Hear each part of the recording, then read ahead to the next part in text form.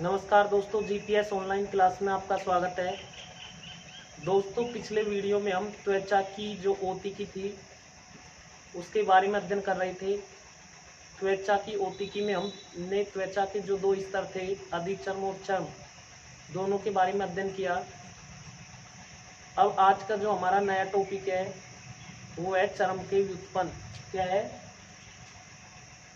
चर्म या त्वचा के व्युत्पन्न, डेरिवेटिव ऑफ स्किन, त्वचा के व्युत्पन्न। ठीक है, सबसे पहले हम बात करते हैं त्वचा के व्युत्पन्न क्या है।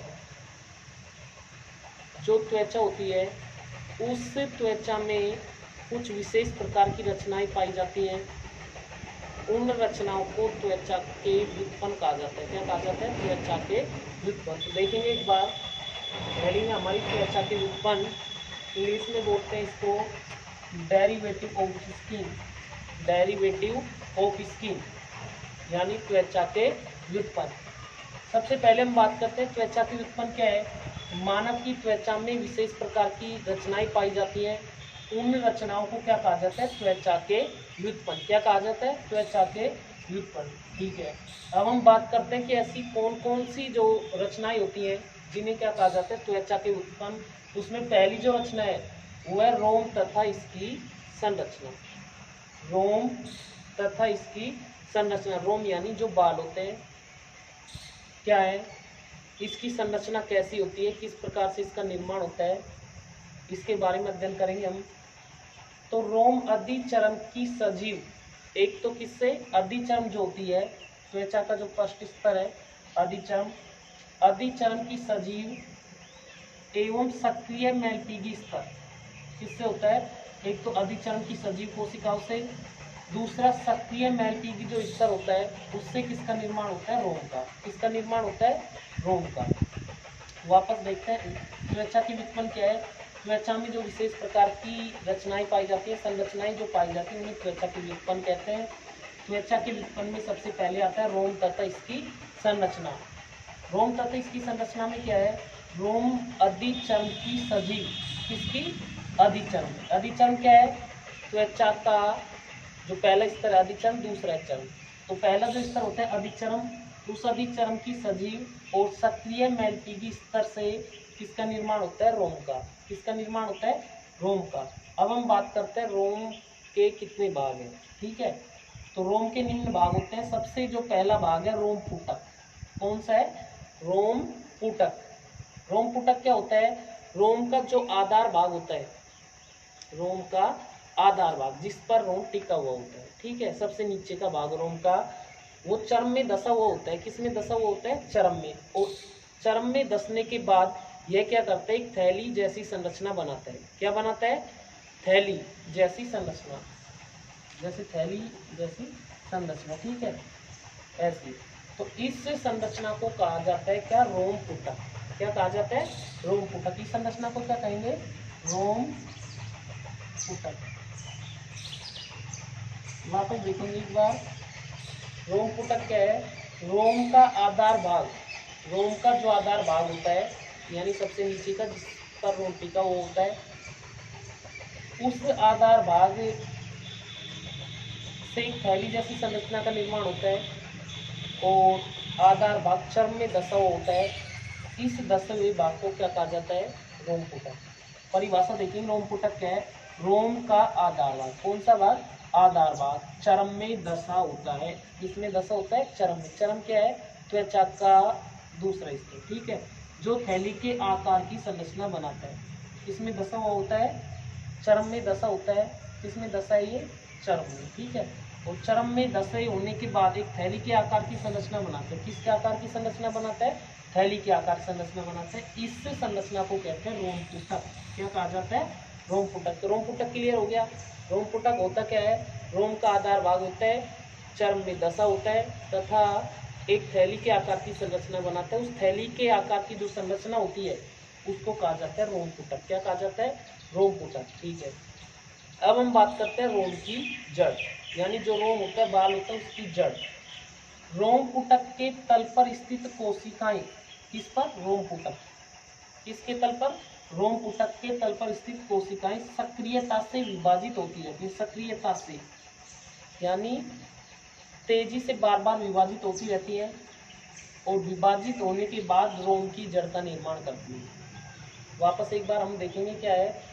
रोम पुटक के तल पर स्थित कोशिकाएं, किसके तल पर स्थित कोशिकाएं? रोम पुटक के तल पर। रोम पुटक क्या है ये हमने पढ़ लिया।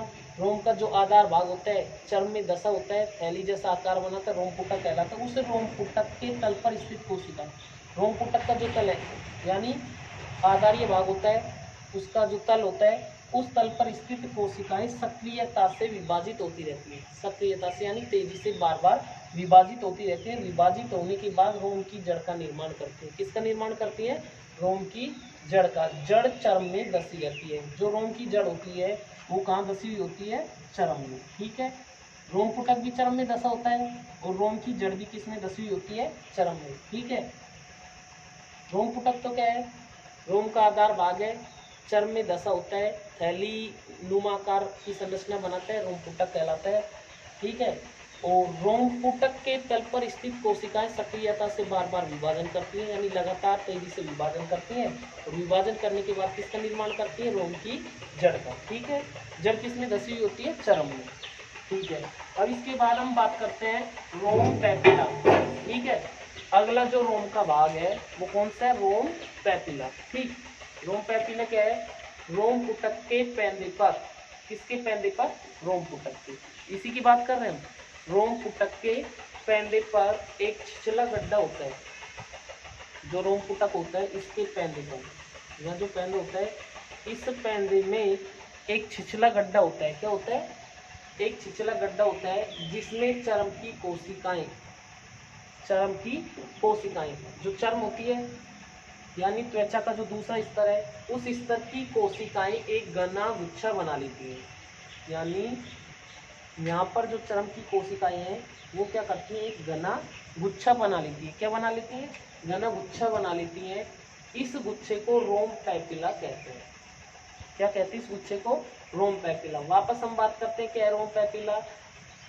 रोम पुटक के पैंदे पर, रोम पुटक क्या है? रोम का आधार भाग है, चर्म में धसा होता है और एक थैली के आकार की संरचना बनाता है। क्या कहलाता है? रोम पुटक। इस रोम पुटक के पैंदे में, जो रोम पुटक होता है, इस रोम पुटक के पैंदे में, इसके पैंदे में एक छिछला गड्ढा होता है। कैसा गड्ढा होता है? छिछला गड्ढा मतलब कम गहरा। छिछला का मतलब है कम गहरा। एक छिछला गड्ढा होता है जिसमें चर्म की कोशिकाएं, जिसमें क्या धसी होती है? चर्म की कोशिकाएं, और चर्म की कोशिका धसने के बाद एक गुच्छे के आकार की संरचना बना लेती है। जैसे यहाँ क्या बन गया? एक गुच्छा बन गया। तो एक गुच्छे के आकार की संरचना बना लेती है। उस संरचना को अर्थात उस गुच्छे को क्या कहा जाता है? रोम पैपिला। क्या कहा जाता है? रोम पैपिला। ठीक है, इसके बाद आता है रोम कांड। अगला जो भाग है रोम का, पहला भाग था रोम का, रोम पुटक था। दूसरा जो भाग है रोम का, रोम की जड़ है। तीसरा जो भाग है रोम का वो क्या है? रोम पैपिला। ठीक है, तीनों के बारे में हमने पढ़ लिया। अब जो चौथा भाग आता है वो है रोम कांड। क्या है? रोम कांड। रोम कांड क्या है? चर्म से बाहर त्वचा की सतह पर निकला हुआ रोम का ठोस भाग। चर्म से बाहर, किससे बाहर? चर्म से बाहर। कहाँ निकला हुआ? त्वचा की सतह पर निकला हुआ। चर्म से बाहर त्वचा की सतह पर निकला हुआ रोम का ठोस भाग, किसका? रोम का ठोस भाग रोम कांड कहलाता है। क्या कहलाता है? रोम कांड। वापस देखेंगे, चर्म से बाहर त्वचा की सतह पर निकला हुआ, इससे बात चर्म से, दो स्तर होते हैं, चर्म और अधिचर्म। तो चर्म से बाहर त्वचा की सतह पर निकला हुआ रोम का ठोस भाग रोम कांड कहलाता है। यह रोम का निर्जीव भाग होता है। जो रोम कांड होता है वो क्या होता है? रोम का निर्जीव भाग। कैसा भाग होता है? निर्जीव भाग होता है।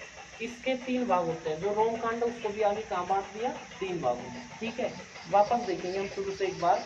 क्या है कि त्वचा के व्युत्पन्न पढ़ रहे हैं। ठीक है, त्वचा के व्युत्पन्न क्या है कि त्वचा में जो विशेष प्रकार की संरचना पाई जाती है उनको त्वचा के व्युत्पन्न कहा जाता है। कौन कौन सी है? जैसे रोम और इसकी संरचना। रोम का निर्माण किससे होता है? अधिचर्म की सजीव एवं सक्रिय मैल्पीज स्तर से। अधिचर्म की सजीव और सक्रिय मैल्पीज स्तर से किसका निर्माण होता है? रोम का। ठीक है, रोम के भाग पढ़े हैं हमने आगे। रोम को बांट दिया गया है। पहला जो भाग होता है रोम पुटक होता है। रोम पुटक क्या? रोम का आधार भाग होता है। कौन सा भाग? आधा भाग, यानी सबसे नीचे का भाग, ठीक है, जो किसमें दशा होता है? चरम में। किसमें? चरम में, जो थैली के आकार की संरचना बनाता है। और नीचे से कैसी संरचना बनाते हैं? थैली के आकार की। उस थैली के आकार की संरचना को क्या कहा जाता है? रोम पुटक, ठीक है। आगे हमने देखा रोम की जड़। रोम की जड़ क्या है? रोम पुटक के तल पर स्थित कोशिकाएं। किस पर?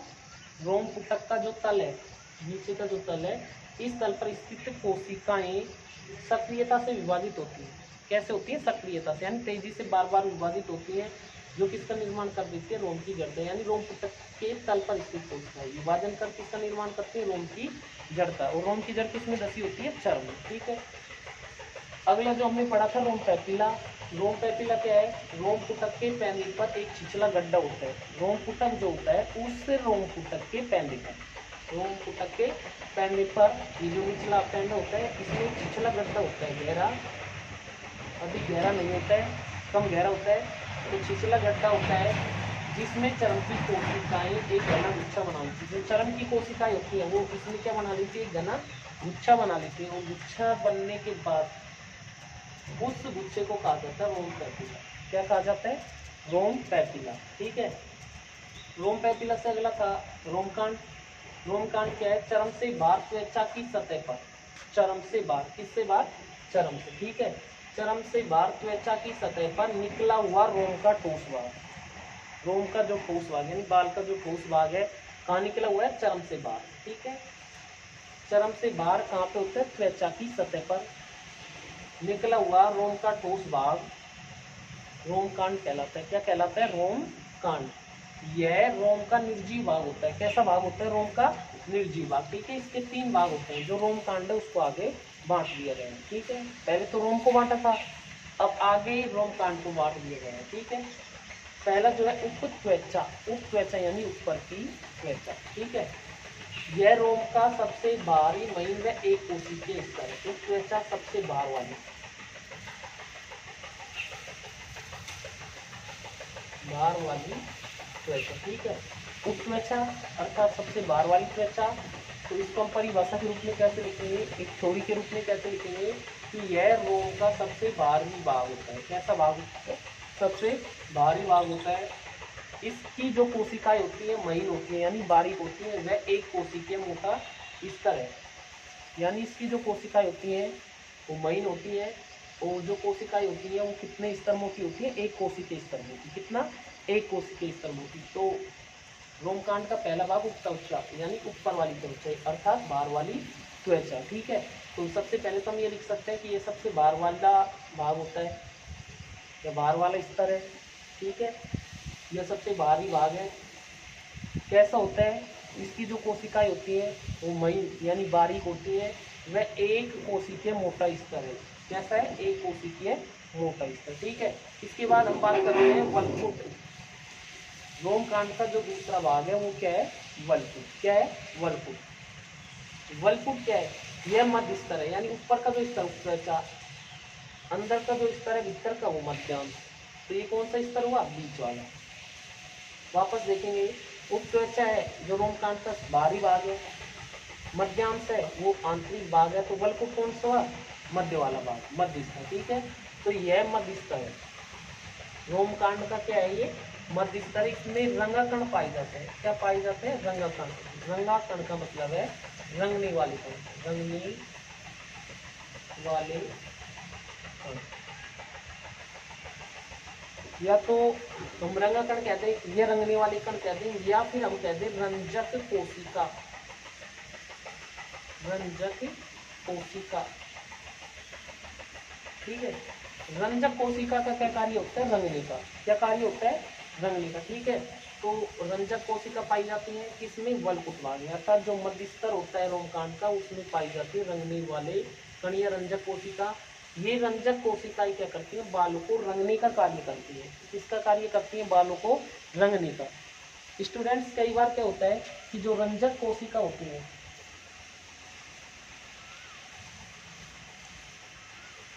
कौन सी कोशिका होती है? रंजक कोशिका। इन रंजक कोशिकाओं में रंग का अभाव आ जाता है, रंग का अभाव।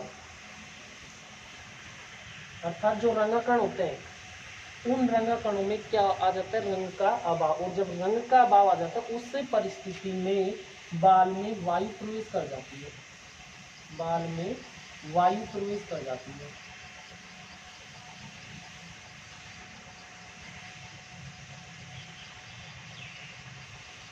बाल में क्या प्रवेश कर जाती है, वायु।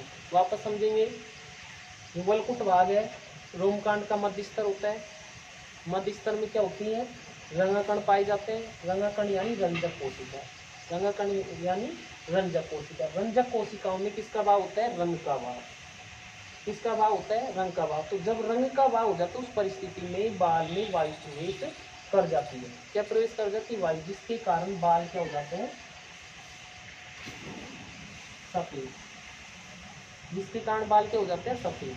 कई बार ये कहते हैं कि जब छोटे बच्चों में बाल सफेद आ गए, तो बाल सफेद आने का कारण क्या है कि जो वलकुट भाग होता है रोमकांड का, उस वलकुट, रोमकांड का वलकुट भाग यानी मध्य स्तर, उस मध्य स्तर में रंगकण पाए जाते हैं। रंगकण यानी रंजक कोशिका, रंगने वाली कोशिका, जो का क्या कार्य करते हैं, बालों को रंग प्रदान करते हैं, यानी बालों को रंगने का कार्य करती है। कई बार क्या होता है कि उन रंजक कोशिकाओं में रंग की कमी आ जाती है, यानी रंग का अभाव हो जाता है। और जब रंग की कमी आती है, अर्थात रंग का जब अभाव होता है, उस परिस्थिति में बाल में वायु प्रवेश कर जाती है। बाल में क्या प्रवेश कर जाती है, वायु। और जब बाल में वायु प्रवेश कर जाती है तो उस परिस्थिति में बाल कैसे हो जाते हैं, सफेद। आगे समझ, बाल सफेद क्यों होते हैं, क्योंकि जो रोमकांड है उसका वलकुट जो भाग होता है, उस वलकुट भाग में रंगकण होते हैं, और वो रंगकण रंगने का कार्य करते हैं। किसको, बाल को। तो बाल को जब रंगने का कार्य करते हैं तो कई बार क्या होता है कि उन रंजक कोशिका या उन रंगकणों के पास रंग की क्या आ जाती है, कमी आ जाती है, रंग का अभाव हो जाता है। उस परिस्थिति में बाल में वायु प्रवेश कर जाती है। क्या प्रवेश कर जाती है, वायु। जैसे ही बाल में वायु प्रवेश कर जाती है, बाल क्या हो जाते हैं, सफेद। ठीक है।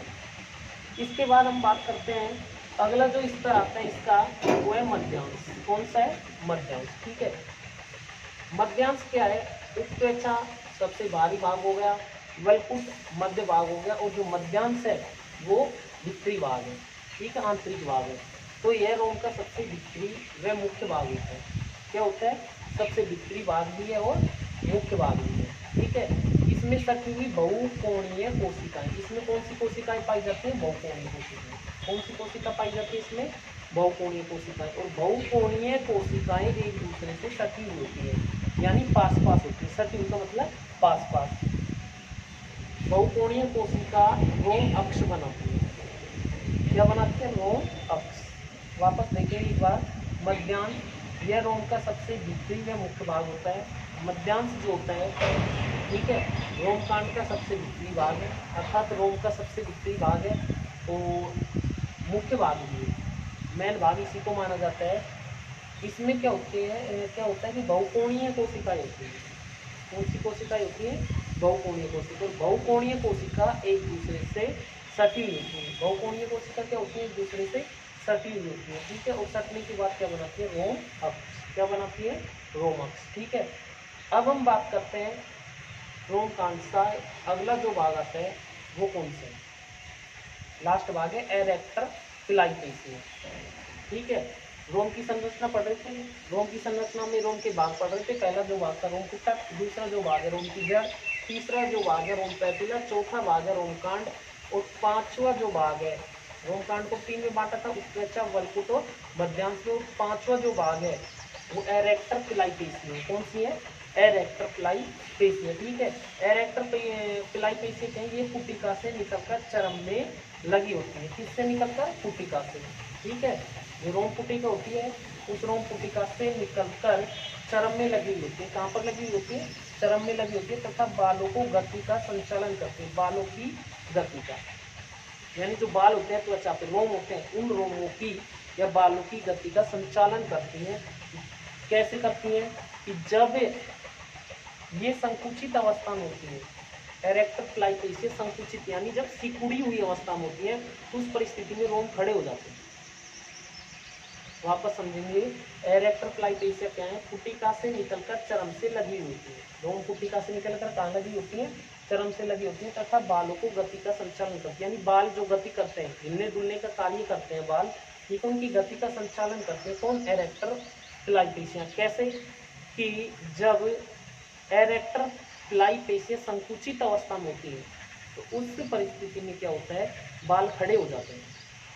रोंगटे खड़े कब होते हैं, जब एरेक्टर प्लाई पेशी है जो संकुचित अवस्था में होती है तो बाल खड़े हो जाते हैं, और जब ये संकुचित अवस्था में न हो उत्तेजित अवस्था में होती है, ठीक है, उस परिस्थिति में यानी जब फैली हुई अवस्था में होती है उस परिस्थिति में बाल है जो क्या होते हैं, खड़े नहीं होते हैं, थोड़े डाउन हो जाते हैं। ठीक है, कई बार जब ठंड लगती है, भय का आभास होता है, यानी डर का आभास होता है, या बहुत ज़्यादा ठंड लगती है, उस परिस्थिति में कहा जाता है रोंगटे खड़े हो गए।